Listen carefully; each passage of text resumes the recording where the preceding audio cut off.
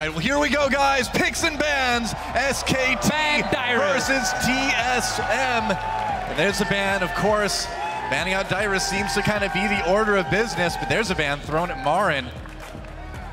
Team Solomid has to be careful here. They already see the Cyan ban, so they must either expect Maokai to be a ban or a first pick for MaRin, who's of course a fantastic Maokai player himself. Yeah, he's something like 13-1 on Maokai right now. Decides to ban the way, but they should expect this to happen. So by banning out top laners themselves, you might end up in that situation where Dyrus also runs out of a few picks. Kalista has to be the last ban for Team Solomid now.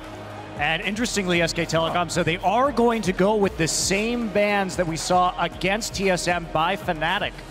Earlier today, those are the 3 champions that Dyrus played over the course of the NALCS playoffs. And will Team Solomid try and leave Kalista open until SKT? Either you take the Gnar as a first pick or you take the Kalista. We take the other one on our side, because in terms of jungle here, there's both Rek'Sai and Nuno for Bengi. You take Kalista, and then you take Hecarim in response. Oh, so I agree. SKT should take the Kalista pick, but listen, what TSM is trying to do is say, you make that trade, because whichever top laner you don't get, or whichever pick of Gnar and Kalista, we will grab the other one. That's at least what I'm expecting. Kalista has to go in for Wildturtle in this situation then.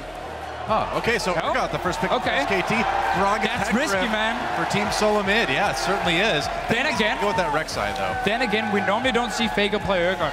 No. So they might keep this one and say, okay, we know this is going to go to the AD carry position, and we get the Kalista now from Team Solomid. However, even though we don't see Faker play Urgot, it wouldn't surprise me at all to see him play it in this particular tournament. When he goes to international events, he frequently pulls something new out of his bag of tricks. One of the problems if you do run Urgot mid lane and a tank top is you have a lot of physical damage. It would mean we have to see Corki coming in for Bang as an AD carry then to provide some magic damage. And we're going to have to see if they do lock in Gnar, at least Team Solomid would say, okay, if it's going to be Urgot mid lane, Corki would be the expected AD carry for them. But TSM here clearly very happy with this start. They got Hecarim for Dyrus and of course Santorin and Gragas, where he can be very effective in the early game. The problem with playing Hecarim into Urgot is if you play Urgot properly, it's nearly impossible to get a good teleport flank off, because he will just get swapped out the instant that he tries to hit your team from the side, and he'll lose all of his speed and all of his damage. We've seen SKT handle Hecarim really well in the past. Hecarim is also one of these champions who rely on being able to like one-shot an AD carry. You won't do that against an Urgot building a Frozen Heart, having that shield as well. So he's able to stay alive against the Hecarim, meaning there's going to be less targets for Dyrus to one-shot. But I like the way this pick and ban phase has been going. At first with SKT that's taking Urgot first pick, Team Solomid knowing, okay, we don't have to pick Kalista then in first rotation. That was pretty smart from them. And this lane, Kalista Thresh, it's just so strong overall. The fantastic gank pressure you have in that lane 2v2.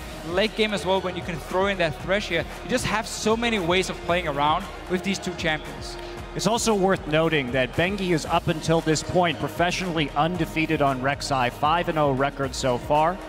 So it's been a very effective pick for him. Looks like it will be Kalista Thresh locked in for TSM, a pretty devastating bot lane for Wildturtle and Lustboy. And one of the final 2 picks going to be for SK Telecom, hovering over that Alistar right now. And we've seen SKT do this in the past, pulling back, just playing ultra tanky. And it's worked really well for them so far in Korea. And we often see Urgot Alistar as a lane. That does tell me we will get a different mid lane pick for Faker, not the Urgot for him. Yeah, obviously need some AP. Azir and Cassiopeia will be the 2 obvious ones. Right. For Faker, he did show Azir already today. Cassiopeia goes for it himself. Obviously a blind pick for him. And what can Bjergsen pick into it in this situation? This is really kind of ideal for him, you know, being able to pick whatever you want that you think will work best against Faker's Cassiopeia.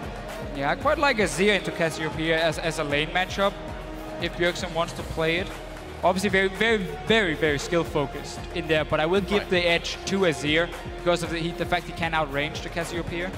And he has that all-in potential with the ulti as well. You gotta be careful though, because you know Faker's gonna run that Ignite. He doesn't know that Cleanse is a summoner's spell, I'm pretty sure. Very true.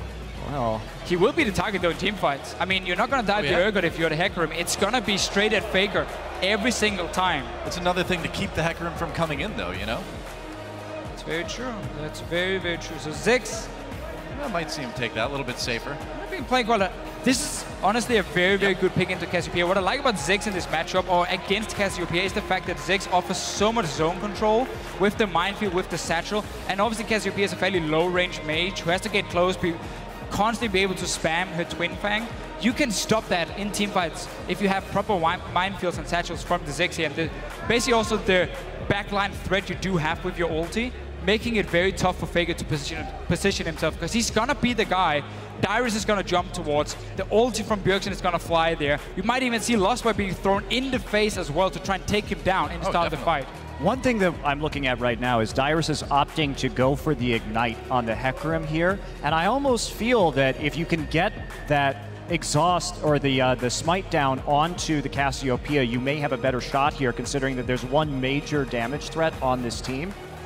It seems a bit dangerous too, you know, for having no flash, no way to really escape things. And we've seen a lot of other League players liking to spend their summers at Camp Dyrus, so we'll see if that continues. I'm normally a very big fan of Ignite Hecarim because I feel like you can do a lot more in the early game and in terms of mid game. However, in this case, Smite would have been super effective for himself. Also in terms of the late game scaling on Hecarim with that Cinderhole. And if we're going to see the lane swap as well. Now, TSM probably won't be looking to lane swap here. I don't think we'll see a lane swap simply because I don't like Urgot in lane swaps, and I see very, very few teams ever opt to do that. Normally when they run like Alistar or Urgot together, they just sit and farm, get the tier on Urgot, then they start being a bit of a bully, and then they take standard lanes instead of swapping the Urgot around. All right, and of course, tweet at us who you think is going to win. Hashtag SKT win or hashtag TSM win. It is time, guys, to get into the game. Welcome to Summoner's Rift. SK Telecom T1 versus Team Solomid. Our final game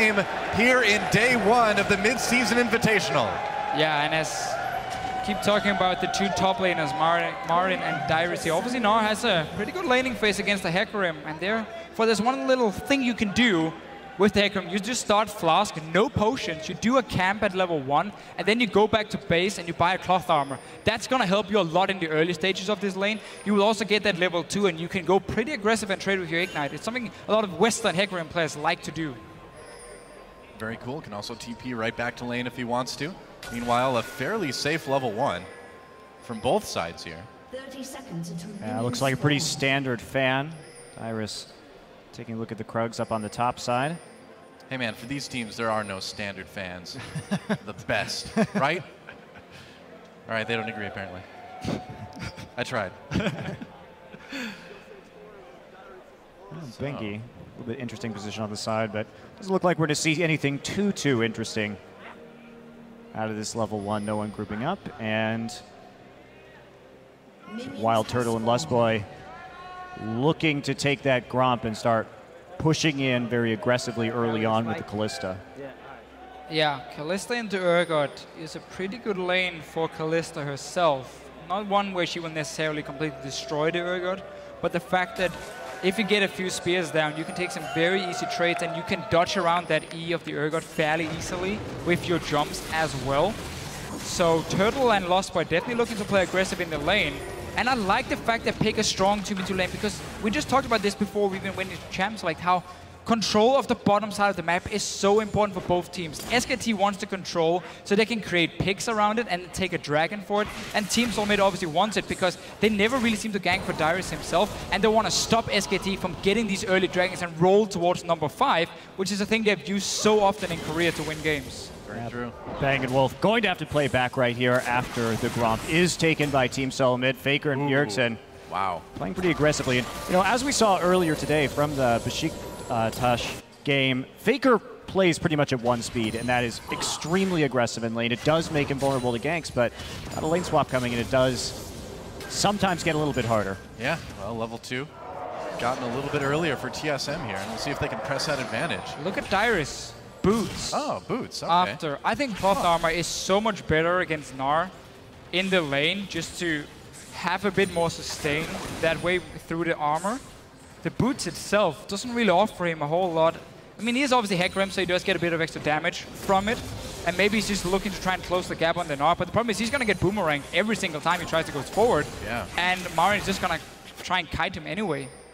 And pushing so far up in lane, too, without any sort of escape summoners makes him a little bit vulnerable, as Bengi may demonstrate right now. Coming through, Dyrus already low. There's a knockup. Dyrus in big trouble. First blood goes to SKT. Bengi, he was a bit too far up, wasn't he? So if we take a look at the pathing right there, starting on the red buff, going right for the blue buff after taking the Raptor. So he was a little bit fast right there, but even so, Dyrus caught a little bit unawares, and you have to be so considerate about that gank path as you push up to the turret. Yeah. But MaRin gets him right where he wants him. Well, MaRin baiting really well too. Even got the ignite out of Dyrus, kind of in a little bit of desperation too. And we didn't get to see the early start in this lane between Dyrus and MaRin, but typically on Hecarim, you don't want to push the wave because obviously you're not running a flash. Yeah. And Rek'Sai has so many ways of getting over certain walls to gank you. Bengi might try another one in the mid lane. And we talk about Dyrus before here or after. No flash though. Yeah, that's true. He's going to take the Raptors as he kind of mulls it over. But typically, again, for the Hecarim top, what you want to do is you run to the Gnar outside of the minion wave and you start trading. You don't push the minion wave yourself. You're going to be happy that Gnar is going to try and auto-tech trade with you and push the wave back instead, and you just sit fairly safe. Oh boy. Now he might die a second time because Bengi is not spotted. He's going to come around. Oh, Dyrus. Dyrus going on to MaRin. Now he tries to... Oh, no, he's not fleeing yet. Just waiting for some poke. Man. He wants some poke from the Gnar first so they can take down Dyrus because he's obviously not going to move away from the minions. And they want that There's rage Hop bar. coming in. Dyrus in a little bit of trouble. Look at Faker moving up. Fleeing Faker. They're trying to cut him off. Dyrus running into the enemy jungle. He's deep behind enemy lines now. And I don't know. I don't think this is going to end well for Hecarim. Looks like he's trying to get to the turret to maybe get an execute, but nope, no chance there. Just going to run right back in. And we're off to the races. Hecarim, he's going to win like a one-man horse race, but in the end, he's still going to get taken out by SKT. There is 2 kills. Whoa! Thanks, Grunt Bro. And right there again, if you look at the setup on that, they had a ward that had been placed by Bengi right at the Raptor, but they're we've gonna got... Smash in the bot lane, nice grab onto Wolf. Wolf taking a little bit of damage, but that pulverize looks like it'll keep him safe. Yeah, getting low, but not getting killed.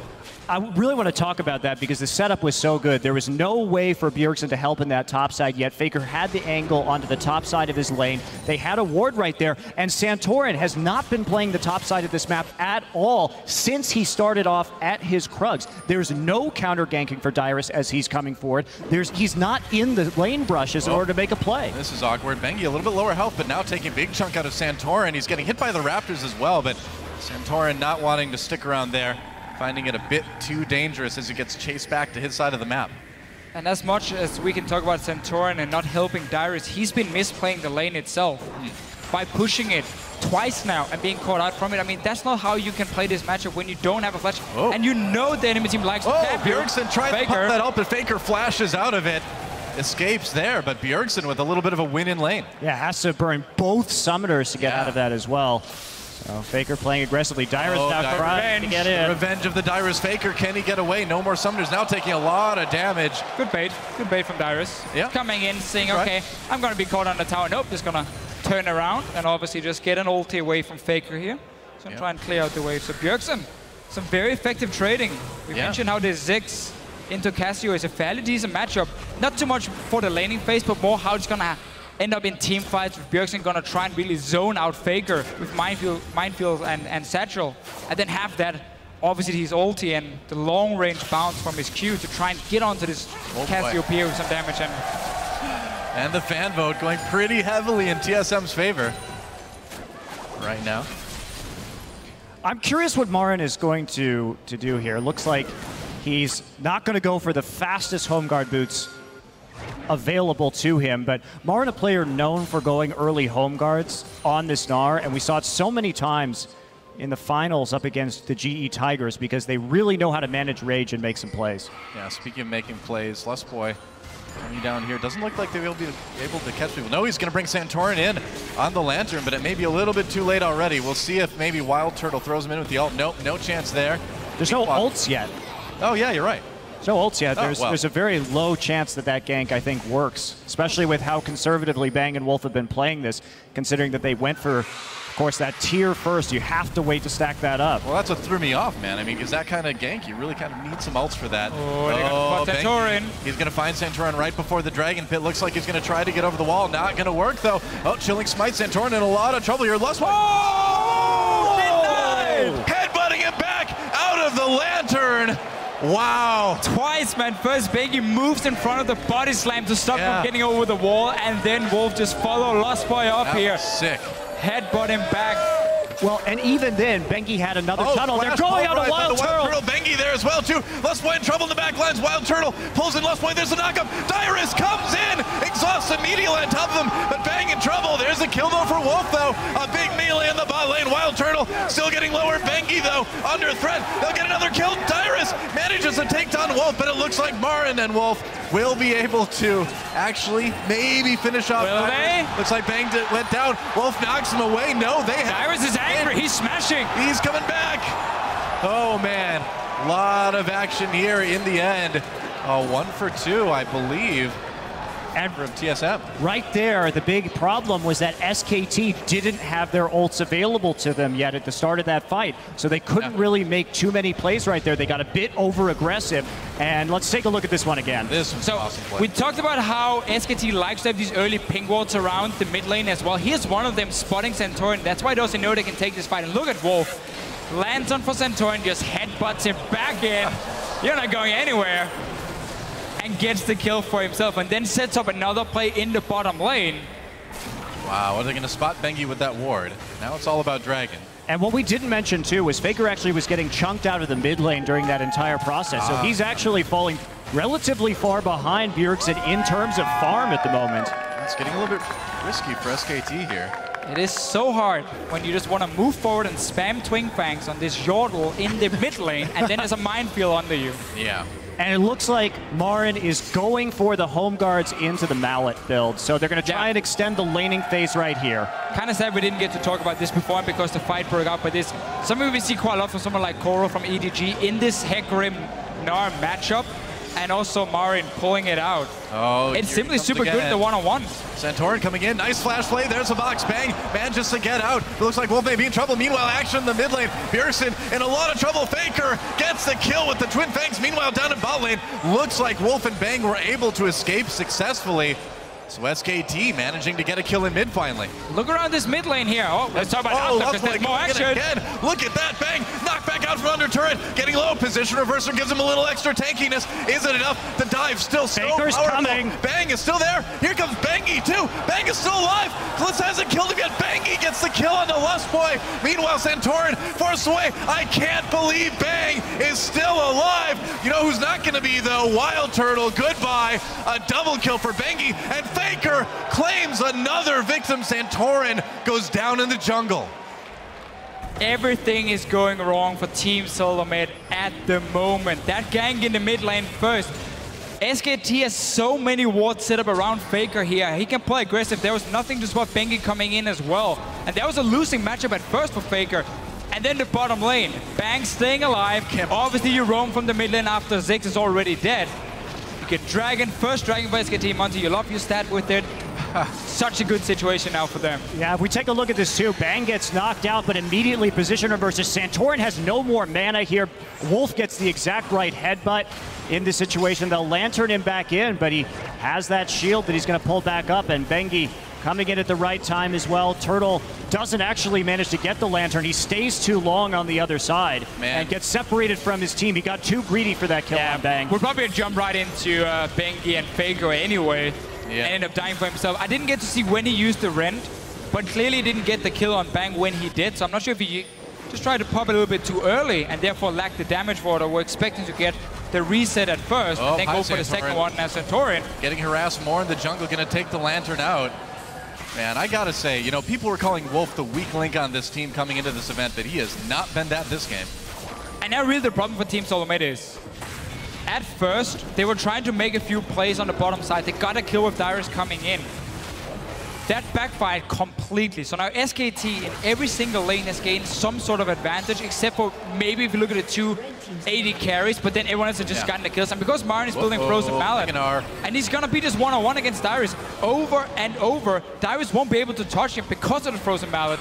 Now, this Frozen Mallet, it has to be said, isn't the best for early game team fights. We see Faker getting chased into his own jungle. Here comes Wolf from behind. He's got to be careful he doesn't get caught here. Going to go on to Santorin anyway. This pulverize. Lustboy headbutted into the red buff pit now. Faker Oh boy, Lustboy in a little bit of trouble, drops that box, but I don't think it's going to save him, just trying to delay to get the rest of his team involved. Faker still gets that kill on a rampage now. Bengi comes in, chilling smite onto Wildturtle. Kalista in a lot of trouble, headbutt pulverized onto Wildturtle, and he'll get taken out. Bengi manages to pick up another kill. He was such a hero in SKT's match against CJ in the semifinals, really making plays here today as well. And I mean, really, SKT just pretty much comprehensively outplaying TSM across the map at this point. Nearly a kill a minute for SK Telecom in this game. Pretty wild. And this is the problem too, is that we're talking about two-tier champions. We're talking about Cassiopeia stacking the tier, the Urgot stacking the tier, MaRin building the Frozen Mallet first. The longer this laning phase goes, these are not fights that they should be winning right now. Yeah. They are in a power trough. Once those tiers come online, it is going to be a very bad situation for Team Solomid. Well, Lustboy trying to defend that bot lane turret as well as he can. It's still so much pressure from SKT. Bengi just doing a little bit of farming as well. And man, Wolf, I am just like in love with his Alistar play in this game. It has been so good.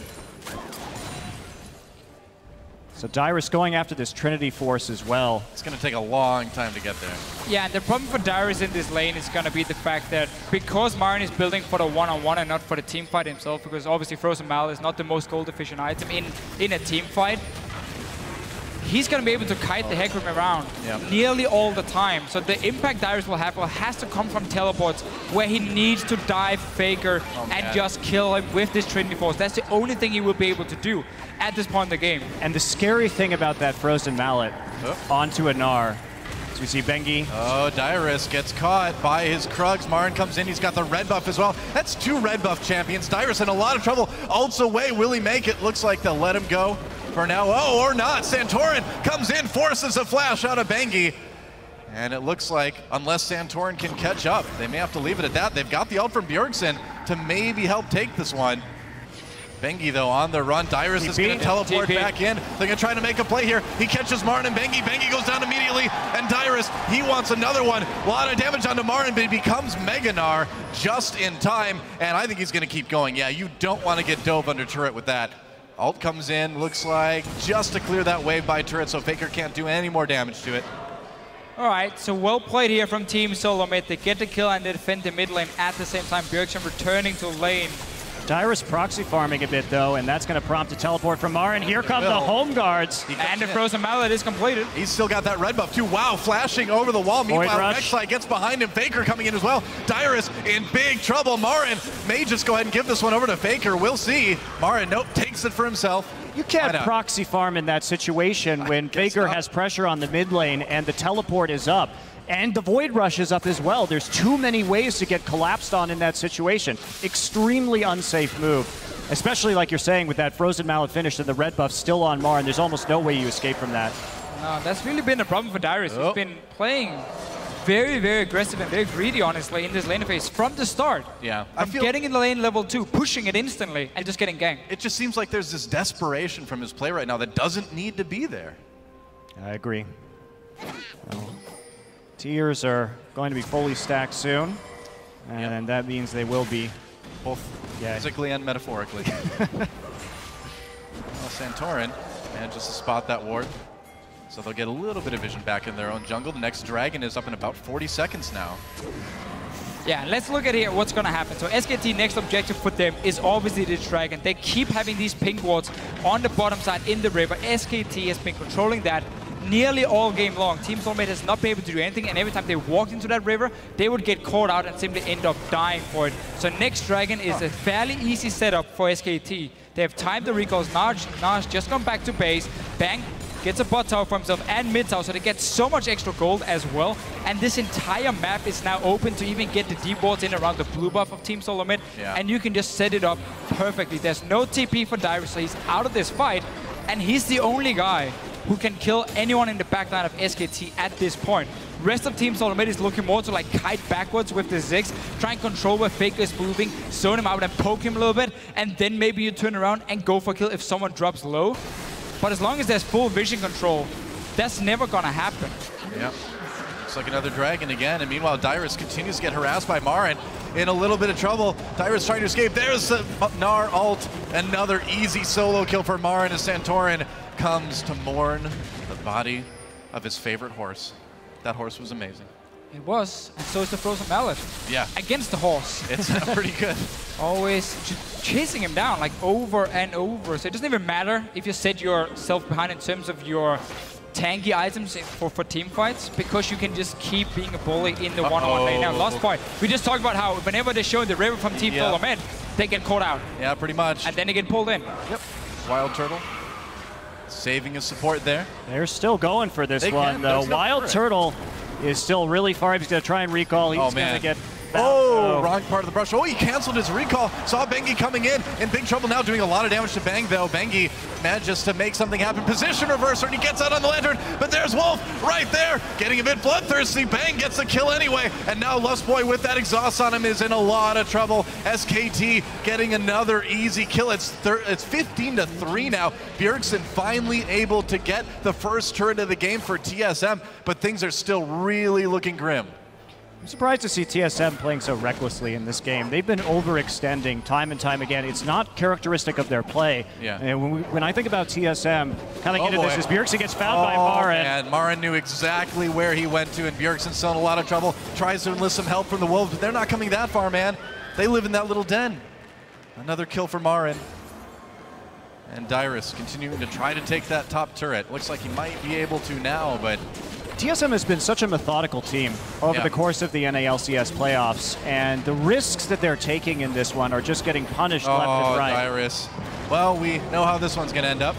MaRin gets another one. He's now 6-0-1 on this Gnar, and you're right, I mean, about TSM. They've been so good, so methodical, all spring split, and in this game right now, I feel like the nerves are getting to him a little bit. Yeah, MaRin's going to start a glue factory soon. He's got enough dead horses, it's true. Bengi coming in. And so, more pressure from SK Telecom.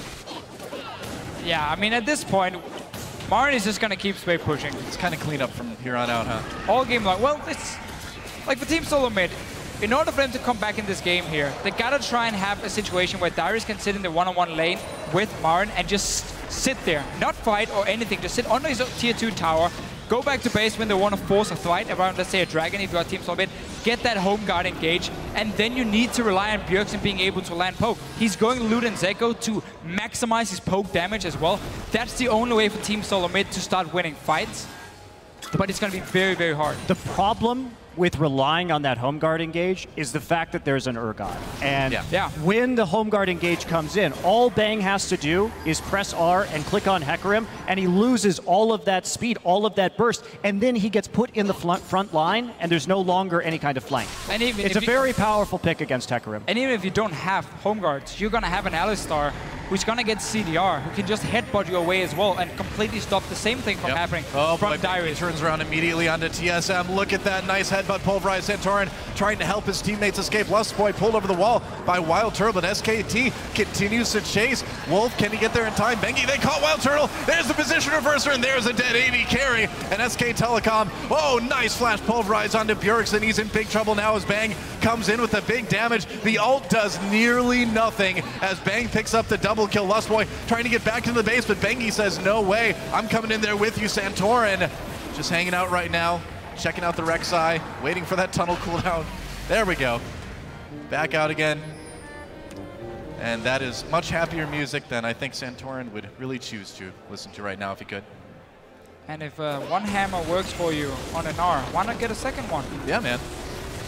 The Page Mario brothers have for him as well. And Wildturtle deciding to go Hurricane is a thing that this is dislike a lot versus tanks. You can't do this in this situation because in order to actually effectively use the Hurricane, you have to hit more than one target. And if he's hitting more than one target, he's going to get Cassiopeia ulted, pulverized, position reversed, or Gnar ulted. Yeah. It's also the fact that you have a build now where you don't run any crit. And you're going to have to be able to take down some tanks if you want to break through the front line of SK Telecom. Without any crit, you're gonna need like 20-25 spears on a target, and that might not even do enough before you get like the third item of a Last Whisper. So you just don't have any single target damage from the side of the Kalista at this point. Let's take a look at this fight one more time. I mean, TSM just on the defensive from second one on this one. Yeah, and MaRin just teleporting into that fight as well. Wildturtle caught trying to take the Lantern right there by the position reverser. There's the flash pulverized from Wolf, just zoning out in front of Bjergsen right now. Bang, able just to pretty much solo Ziggs right there as the rest of the team follows up. Bengi with the flash over the wall into the knockup through the base gate. Yep. And it's just so clear to see the game plan for SK Telecom and the way they like to play around the bottom side of the map. Typically, in terms of, again, the warding, they've used it so well to punish Team Solomid every single time something happened in the early game. And then with the early ganks on Dyrus, who was overextending, MaRin just got so far ahead on this Gnar that he could get that frozen mallow fairly early and use it just so SK Telecom would say, we're going to win top lane no matter what at this point because we got frozen mallow completed, we have a good head start from our Gnar, so we just focus everything bottom side. And there was just too much for TSM to handle. SK Telecom just moving around the map now, taking down turrets. The next dragon is live, and you know they took a very easy Baron as well. Faker just going and soloing the dragon. That's number 3 now. SKT with total map control.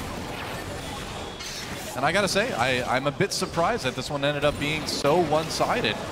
Yeah, I will admit I was expecting a more defensive approach for Team Solomid, also with the way they wanted to control their own vision, like have very defensive warding to try and spot if any roams were happening for SKT, and then try and play a fairly slow laning phase where you would expect, okay, we know Dyrus often gets camped, so we try and play around that one.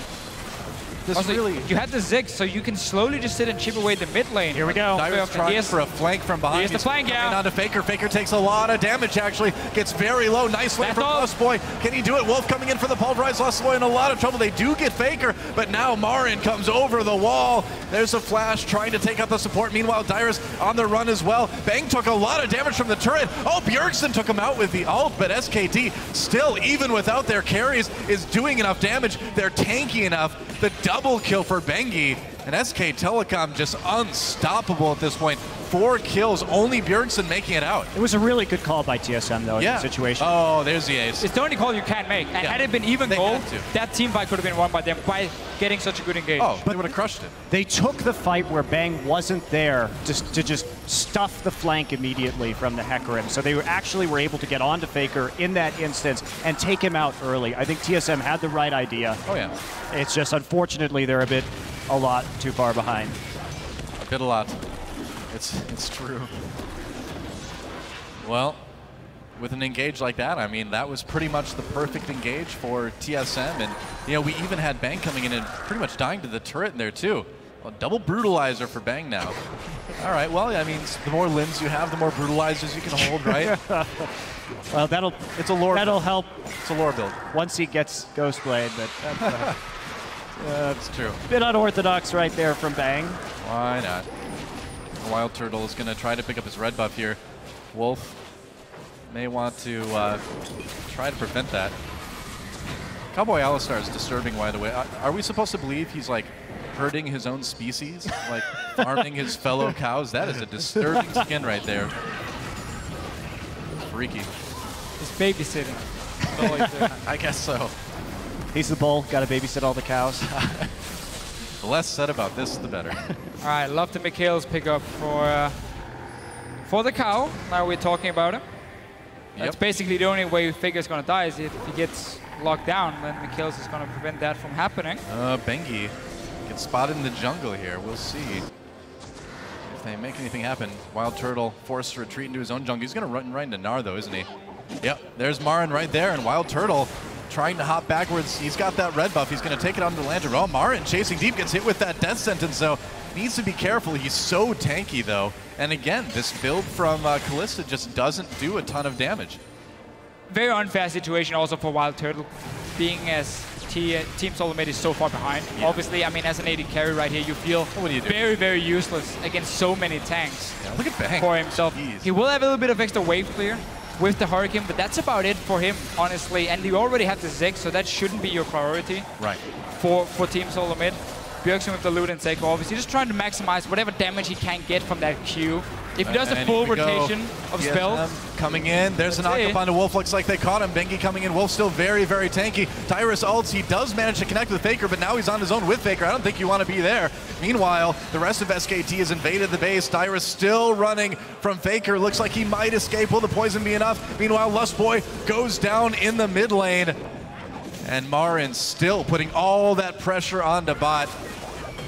And will Faker actually find Dyrus? I think he will. Oh, no, Dyrus actually made it out. Faker actually opting not to use Ghost on that chase right there. A little bit weird. He definitely could have caught him if he had wanted to use his summoner, but instead holds onto that one for a little bit longer. Ziggs ult still clearing out these waves, so SK Telecom hasn't actually really cracked this base yet, but they will on this one. Well, yeah, there goes the inhibitor turret right now, and it looks like the inhibitor is pretty vulnerable at this point. They're going to back off, just playing it safe. Bengi coming in to one of his tunnels basically right at TSM's front door, but Dragon up in a minute 30, Baron up in a minute. SK Telecom, this is the time for them to pull back, play it methodically. You don't want to give any chances to TSM at this point. Just wait for Baron to respawn. Right.